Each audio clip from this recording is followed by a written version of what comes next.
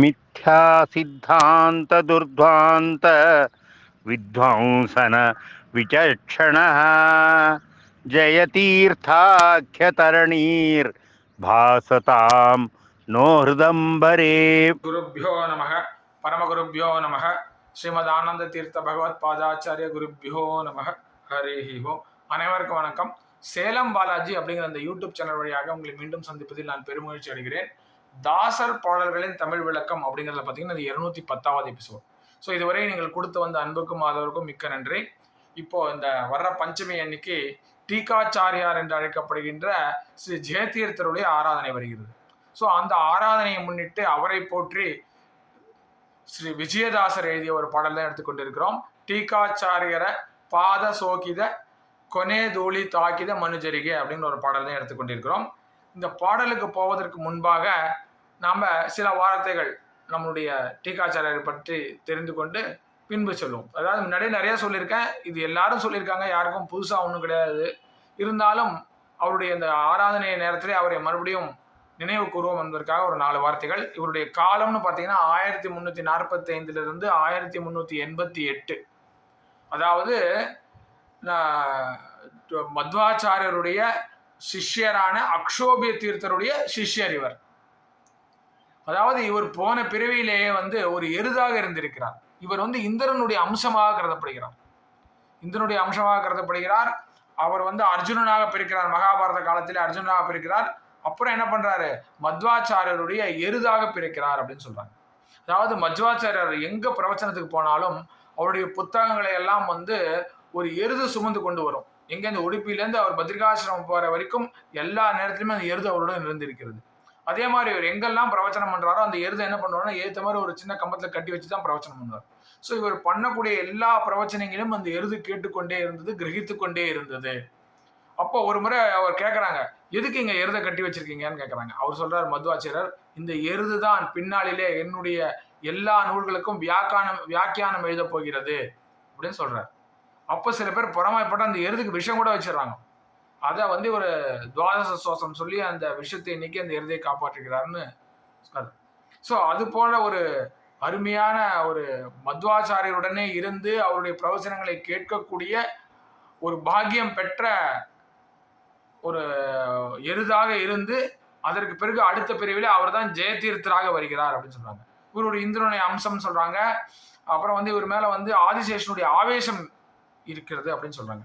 இவர் தான் என்ன பண்றாருனாக்கா, இவருக்கு முன்னாடி நிறைய பேர் இருக்காங்க, பத்மநாப தீர்த்தர், நரஹரி தீர்த்தரோ எல்லாம் இருக்காங்க. அவங்க எல்லாமும் நூல்கள் எழுதியிருக்காங்க. ஆனா அவர்கள் நூல்கள் எல்லாம் மீறி அது என்ன சொல்றது, அதுக்கெல்லாம் ஷேடோயிங் இட், அதெல்லாம் மறைத்து இவருடைய நூல் மேலே எழுகிறது. இவர் அந்த அனுவியாக்கியானத்திற்கு எழுதிய நியாயசுதா அப்படிங்கிற அந்த நூல் இருக்கிறது இல்லையா, மிகவும் பிரசித்தி பெற்ற நூலாக இருக்கு. ஒரு வியாக்கியானம்னா எப்படி எழுதணும் அப்படிங்கிறதுக்கு ஆன ஒரு நூலாக திகழ்கிறது. இன்று வரை மத்வ மத சித்தாந்தத்தை பின்பற்றுவர்கள் இந்த நூலை ஒரு முக்கியமான நூலாக நினைத்து படித்து தேர்ச்சி பெறுகிறார்கள். ஸோ அப்படிப்பட்ட ஒரு முக்கியமான நூலை எழுதியிருக்கிறார். இவர் கிட்டத்தட்ட 21 வருடங்கள் 7 மாதங்கள் சன்னியாசியாக இருந்தவர். இதுல 21 நூல்கள் எழுதியிருக்கிறார். அதுல கிட்டத்தட்ட 18 இந்த விவரணங்கள் தான். 3 சொந்தமாக எழுதியிருக்கிறார். அதுல ரொம்ப முக்கியமானதுன்னு பாத்தீங்கன்னாக்கா பிரமாண பத்ததி அப்படிங்கிற ஒரு நூல். அதுக்கான இந்த மத்வ மதத்துக்கு இதுக்கெல்லாம் என்னென்ன பிரமாணங்கள் அப்படிங்கிறத கொண்டு நிரூபிக்கக்கூடிய வகையில எழுதப்பட்ட நூல் அது. ஸோ இத்தகைய பெருமை வாய்ந்த டீகாச்சாரியருடைய ஆராதனையை முன்னிட்டு அவரை போற்றி ஸ்ரீ விஜயதாசர் எழுதிய பாடலை தான் இப்ப கேட்க போறோம். இந்த பாடலை திருமதி காயத்ரி சுதர்ஷன் அப்படிங்கிறவங்க பாடிருக்காங்க. அவங்க 2 பேர் குரூப்பா சேர்ந்து பாடிருக்காங்க. யாருன்னு எனக்கு தெரியல. இவங்க என்ன பண்றாங்கன்னா ஒரு யூடியூப் சேனல் நடத்துறாங்க, பஜனா அப்படின்னு சொல்லிட்டு யூடியூப் சேனல். அதுல பாத்தீங்கன்னா கிட்டத்தட்ட 1200 1300 தாசர்கள் பாடல்களை பதிவு செய்திருக்கிறார்கள், பாடி பதிவு செய்திருக்கிறார். கூடவே லிரிக்ஸும் போடுறாங்க, கன்னடத்தில் லிரிக்ஸ் போடுறாங்க, இங்கிலீஷில் லிரிக்ஸ் போடுறாங்க, பாட்டு பாடுறாங்க. ரொம்ப அருமையான ஒரு வேலையை ஒரு சேவையை செய்து கொண்டு வருகிறார்கள். அது மட்டும் இல்லை, அங்கே பிளே லிஸ்ட் வேறு வச்சுருக்காங்க. அதாவது விஜயதாசர் எழுதிய பாடல்கள், புரந்தரதாசர் எழுதிய பாடல்கள், இந்த மாதிரி தனித்தனியாக லிஸ்ட். அதே மாதிரி டீகாச்சாரியர் மேல் இருந்த பாடல்கள், வியாசராஜர் மேல் உள்ள பாடல்கள், அந்த மாதிரி நிறைய பிளேலிஸ்ட்லாம் வேறு பண்ணி வச்சுருக்காங்க. ஸோ அப்படி பார்க்கும்போது தான் எனக்கு இந்த பாடல் கிடைத்தது. நான் அவருடைய தொலைபேசியில் தொடர்பு கொண்டு அவரிடம் அனுமதி பெற்று அந்த பாடலையே நான் இங்கு உபயோகப்படுத்திக் கொண்டிருக்கிறேன். இதுக்கு முன்னாடி 2-3 பாட்டு அவங்க நம்மளுக்கு அனுமதி கூட அவங்க சொல்லியிருக்காங்க, நீங்க எப்ப வேணாலும் என்னுடைய பாடலை எடுத்து உபயோகப்படுத்திக் கொள்ளுங்கள்னு சொல்லியிருக்காங்க. பட் ஒவ்வொரு தடவையும் பாடலை நான் உபயோகப்படுத்துவதற்கு முன்பு அவரிடம் அனுமதி பெற்றுக்கொண்டு தான் அந்த பாடலை உபயோகப்படுத்துகிறேன். அந்த பாடலை தான் நான் இந்த தடவை எடுத்துக்கொண்டிருக்கிறேன். மிக அருமையாக பாடியிருக்கிறாங்க. இப்போ நம்ம என்ன பண்ணலாம்னாக்கா, ஃபர்ஸ்ட் திருமதி காயத்ரி சுதர்ஷன் அவர்கள் பாடிய பாடலை கேட்போம். அதற்கு பிறகு அந்த பாடலுக்கான அர்த்தத்தை பார்ப்போம். வாங்க இப்போ திருமதி காயத்ரி சுதர்ஷன் அவருடைய பஜனா மண்டலுடன் சேர்ந்து பாடிய அந்த பாடலை கேட்போம். ಟೀಕಾಚಾರ್ಯರ ಪಾದ ಸೋಕಿದ ಕೊನೆ ಧೂಳು ತಾಕಿದ ಮನೋಜರಿಗೆ ಟೀಕಾಚಾರ್ಯರ ಪಾದ ಸೋಕಿದ ಕೊನೆ ಧೂಳು ತಾಕಿದ ಮನೋಜರಿಗೆ ಕಾಪುಗೊಳಿಸುವ ಅನೇಕ ಪಾಪಂಗಳ ಬಿರಿ ಬಿಸಾಡುವ ಸಾಕುವ ಸುಜನರ ಕಾಪುಗೊಳಿಸುವ ಅನೇಕ ಪಾಪಂಗಳ ಬಿರಿ ಬಿಸಾಡುವ ಸಾಕುವ ಸುಜನರ ಟೀಕಾಚಾರ್ಯರ ಪಾದ ಸೋಕಿದ ಕೊನೆ ಧೂಳು ತಾಕಿದ ಮನೋಜರಿಗೆ ಮಧ್ವಮತವೆಂಬ ದುಗ್ಧಾದಿಯೋಳು ಉದ್ಭವಿಸಿದ ಚಂದ್ರನೋ ಅದ್ವೈತ ವಿಪಿನ ವೇದನ ಕೂಟನ ವಿದ್ಯಾರಣ್ಯನ ಗರ್ವಕ್ಕೆ ಪರಿಹಾರ ಟೀಕಾಚಾರ್ಯರ ಪಾದ ಸೋಕಿದ ಕೊನೆ ಧೂಳು ತಾಕಿದ ಮನೋಜರಿಗೆ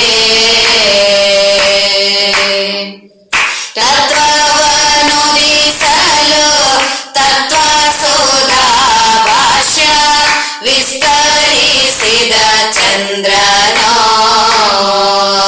ಚಿತ್ತವಿಟ್ಟು ಟೀಕಾ ಮಾಡಿದ ಸಂಭ್ರಮದಿ ಸುತ್ತೇಳು ಜಗಕ್ಕೆಲ್ಲ ಪ್ರಕಟಿಸಿ ಮೆರೆದಂತ ಟೀಕಾಚಾರ್ಯರ ಪಾದ ಸೋಕಿದ ಕೊನೆ ಧೂಳು ತಾಕಿದ ಮನೋಜರಿಗೆ ಜಯಂದು ನುಡಿಯಲು ಜಯಶೀಲನಾಗುವ ಯಾರೆಂದು ನುಡಿಯಲು ಯಮನಂಜುವ ದಿಯಂದು ನುಡಿಯಲು ತಿಮಿರ ಪಾತಕಹಾನಿ ತಾಯಂದು ನುಡಿಯಲು ತಾಪತ್ರಯ ಪರಿಹಾರ ಟೀಕಾಚಾರ್ಯರ ಪಾದ ಸೋಕಿದ ಕೊನೆ ಧೂಳು ತಾಕಿದ ಮನೋಜರಿಗೆ ಎಂದಿಗಾದರೂ ಒಮ್ಮೆ ಕೊನೆ ನಾಲಿಗೆಯಿಂದ ಬಿಂದು ಮಾತ್ರದಿ ನೆನೆಯೇ ಮಂದಮತಿಗಾದರೂ ಅಜ್ಞಾನ ನಾಶನ ಸಂದೇಹವಿಲ್ಲವಯ್ಯ ಸ್ಮರಣೆ ಮಾಡಿದ ಮೇಲೆ ಟೀಕಾಚಾರ್ಯರ ಪಾದ ಸೋಕಿದ ಕೊನೆ ಧೂಳು ತಾಕಿದ ಮನೋಜರಿಗೆ ಯೋಗಿ ಅಕ್ಷೋಭ್ಯ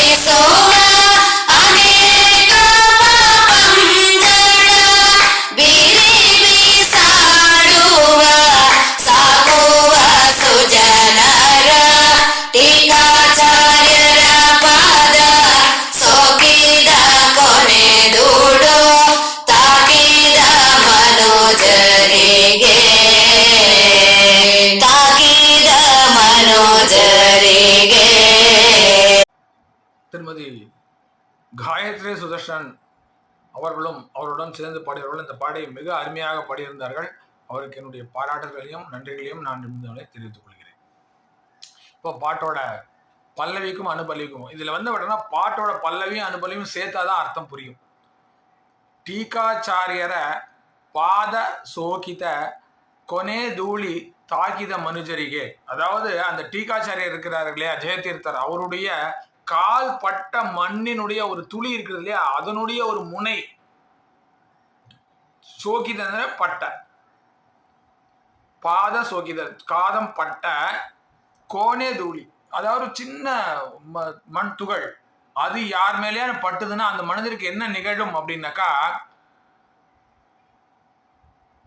சாகுவ சுஜனர எப்படி படிக்கணும், சாகுவ சுஜனர காகு கொலிசுவ அநேக பாப்பங்களை பீக்கி பிசாடுவார். அவர் என்ன பண்ணுவாரு, அது மாதிரி தகடித்தனா அது போன்ற அவருடைய உடம்பிலே பட்டால் அதை அவர் என்ன செய்வார்னா அந்த அவரை வணங்குகின்ற அந்த சுஜனர்கள் இருக்கிறார்கள் இல்லையா அவர்களுடைய காகு கொலிசுவ அநேக பாப்பங்களை அவரை கஷ்டப்படுத்தி கொண்டிருக்கின்ற அநேக பாபங்கள் இருக்கிறது இல்லையா அதையெல்லாம் பிடுங்கி எறிந்து விடுவாராம் ஜெயதீர்த்தர். அவரே அவர் இந்த பாத தூளி பட்டா போதும் அவரை வணங்குகின்ற அந்த பக்தர்களுக்கு எல்லா பாவங்களும் விலகிவிடும் அப்படின்னு சொல்றாரு. அதுதான் இந்த ஒரு பல்லவியோட அனுபல்லவியோட அர்த்தம். இப்ப பாட்டுடைய முதல் சரணத்துக்கு போவோம். மத்வ மதவெம்ப துக்தாப்தியோடு உத்பவிசித சந்திரனோ, அதாவது வர்ணிக்கிறார் அவர் நம்முடைய டீகாச்சாரியரை. என்ன சொல்றாரு, மத்வ மதம் அப்படிங்கிறது, அதாவது இந்த தத்துவவாதம் அப்படிங்கிற சொல்லையா மத்வாச்சாரியுடைய மத்வ மதம் அப்படி என்று சொல்லப்படுகின்ற அந்த பார்க்கடலிலே உதித்த சந்திரனா அப்படின்னு வைக்கிறார். அத்வைத மத விபின க்ஷேதன குட்டாரா, அதாவது அத்வைத மதம் இருக்கிறது இல்லையா அந்த அத்வைத மதம் அப்படிங்கிற காடு இருக்கு இல்லையா அந்த காடை அழிக்க வல்ல ஒரு கோடாளி போன்றவனே அப்படின்றார். அதாவது அத்வைத மாயாவாத மதங்களை எல்லாம் இவர் என்ன பண்றாரு, இவருடைய வாத திறமையினாலே தோற்கடிக்கிறார். அதுதான் சொல்றார், அத்வைத மதம் என்னும் அந்த காடு இருக்கிறது இல்லையா அந்த காடினை அழிக்க வந்த ஒரு கோடாரி போன்றவனே அப்படின்னு சொல்றாரு. வித்யாரண்யன கர்வக்க பரிகாரா, அதாவது வித்யாரண்யர் அப்படின்னு ஒரு பெரிய ஒரு சன்னியாசி இருந்தார், அத்வைத சன்னியாசி. அவர் பார்த்தீங்கன்னா அக்ஷோபிய தீர்த்தருடைய சமகாலத்தவர். இவருடைய சமகாலத்தவர் தான், ஆனால் இவருடைய மிகவும் வயதானவர். அக்ஷோபிய தீர்த்தருடைய வயதை உடையவர், இவரை விட வயதானவர், ஆனால் சமகாலத்தில் இருந்தவர். ஸோ அவருடன் வாதிட்டு அவரை வாதத்திலே தோற்கடித்தவர், அவருடைய கர்வத்தை போக்கியவர். அதுதான் இங்க சொல்றாரு, வித்யாரண்யர கர்வ பரிகாரா அப்படின்னு சொல்றாரு. இப்போ பாடலுடைய அடுத்த சரணத்துக்கு போவோம். தத்துவவனு நுடிசலு தத்துவசுதா பாஷ்ய விஸ்தரிசித சந்திரனோ, அதாவது இந்த மத்வ மத தத்துவம் இருக்கிறது, தத்துவவாதா எனப்படும் அந்த துவைத்த சித்தாந்த தத்துவம் இருக்கிறது இல்லையா அதை பரப்புவதற்காக நியாயசுதா என்ற பாஷ்யத்தை, அதாவது ஸ்ரீ மத்வாச்சாரியரின் அனுவியாக்கியானத்திற்கு நியாயசுதா என்ற பாஷ்யத்தை விஸ்தாரமாக எழுதிய ಚಂದ್ರನೋ அப்படின்னு வியக்கிறார். ಚಿತ್ತವಿಟ್ಟು ಟೀಕ ಮಾಡಿದ ಸಂಪ್ರಮದಿ ಸುತ್ತೇಲು ಜಗಕ್ಕೆಲ್ಲ பிரகடிசி மெரதந்த, அதாவது அந்த அவருடைய மத்வாச்சாரியுடைய நூல்களுக்கெல்லாம் டீக்கை எழுதுறது. அதனாலதான் அவருக்கு ஒரு பட்ட பெயர் கொடுத்தாங்க, டீகாச்சாரியார் அப்படின்னு சொல்றது. அதாவது வியாக்கியானங்கள் எழுதுவது, விரிவுரைகள் எழுதுவது. அது போல எழுதி தன்னுடைய முழு மனதுடன் மத்வாச்சாரியன் எல்லா நூல்களுக்குமே வியாக்கியானம் விளக்க உரை எழுதி இந்த உலகமெல்லாம் சுற்றி வந்த மிரதன ஊரணமாக சென்ற டீகாச்சாரியரின் பாததூளி, அது மாதிரி பாட்டு வருது. அதுதான் இந்த ஒரு சரணத்துடைய அர்த்தம்.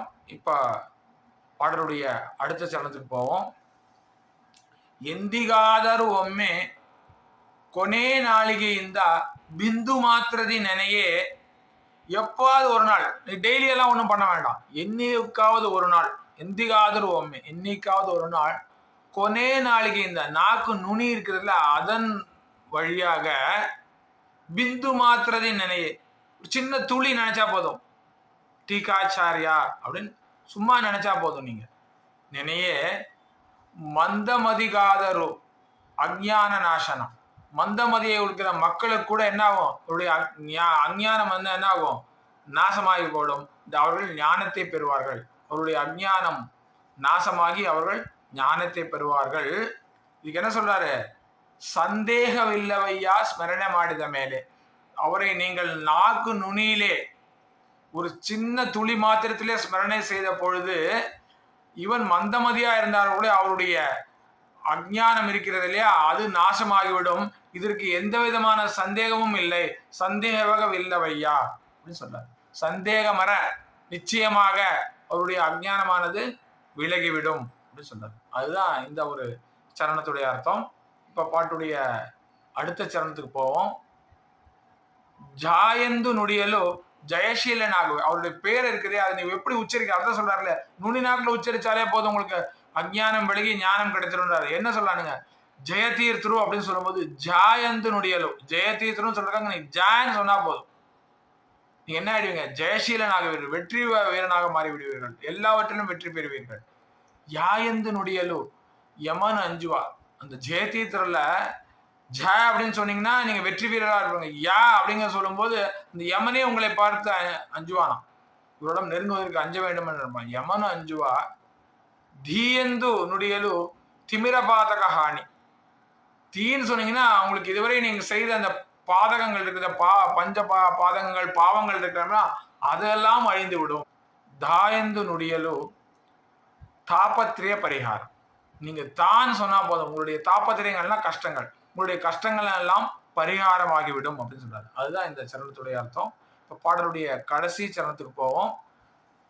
இங்க எப்பவும் போல நமது விஜயதாசர் அவருடைய விஜய விட்டலா அப்படிங்கிற அங்கிருத்தை கொண்டு முடிச்சிருக்கிறார். இதுல வந்து அக்ஷோபியர கரகமல சஞ்சாதா, அந்த மத்வாச்சாரியின் சிஷ்யரான அக்ஷோபிய தீர்த்தர் இருக்கிறாரா, அவருடைய சிஷ்யனே, அவருடைய கரங்களால் சந்நியாசம் பெற்றவனே, பாகவத பிரியனே, யோகிகள் அரசனே, யோகிகளுக்கெல்லாம் அரசனை போன்றவனே, மலகேட நிவாசா, மலுக்கேடா என்ற இடத்திலே பிருந்தாவனத்தை கொண்டிருப்பவனே, காக்கினி தடவாசா, அங்க காக்கினின்னு ஒரு ஆடு ஓடுகிறது, காக்கினி அப்படிங்கிற ஆறு ஓடுகள அந்த ஆற்றங்கரையிலே மல்கேடாவிலே அவருடைய மூல பிருந்தாவனம் இருக்கிறது என்று சொல்கிறார்கள். அதுதான் விஜயதாசர் சொல்வாரு. ஸோ விஜய விட்டலன தாசனே அப்படின்னு சொல்லிட்டு அந்த அவரை வந்து புகழ்கிறார். இப்பேற்பட்ட டீகாச்சாரியர் இருக்கிறார் இல்லையா, அவருடைய பாத சோகித கொனே தூளி தாக்கித மனுஜರಿಗೆ பாபங்கள் எல்லாம் விலகிவிடும் அப்படின்னு சொல்லி இந்த பாடலை முடிக்கிறார். ஸோ நம்ம விஜயதாசருடைய அருமையான பாடலை கேட்போம். இந்த டீகாச்சாரியரின் ஆராதனை என்று இந்த பாடலை பாடி நாம் அவரை வணங்கி அவருடைய அருளை பெறுவோமாக என்று கூறி என்னுடைய இந்த எபிசோடை நான் இத்துடன் முடித்துக் கொள்கிறேன். உங்களிடமிருந்து நன்றி கூறி விடைபெறுவது உங்கள் சேலம் பாலாஜி. நன்றி, வணக்கம். ஸ்ரீ ஹனுமந்தாய நமஹ.